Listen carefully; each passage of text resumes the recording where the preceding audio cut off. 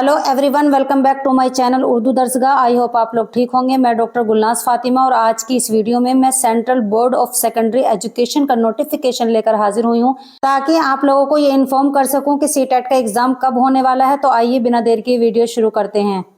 जैसे कि आप लोगों को ये बात मालूम होगी कि सीटेट का एग्जाम कब होने वाला था, 1 दिसंबर सन 2024 को होने वाला था, लेकिन अब किसी रीजन की वजह से ये एग्जाम 1 दिसंबर को ना होकर के 15 दिसंबर को होगा। देखिए ये डेट है 15 दिसंबर सन 2024, संडे में होगा। और इसकी ऑनलाइन एप्लीकेशन का जो प्रोसेस है वो ऑलरेडी स्टार्ट है 17/9 सन 2024 से, और इसकी लास्ट डेट जो है वो है 16/10 सन 2024। उम्मीद है आप लोगों को समझ में आ गया होगा कि सीटेट का एग्जाम 1 दिसंबर को ना होकर के 15 दिसंबर को होगा।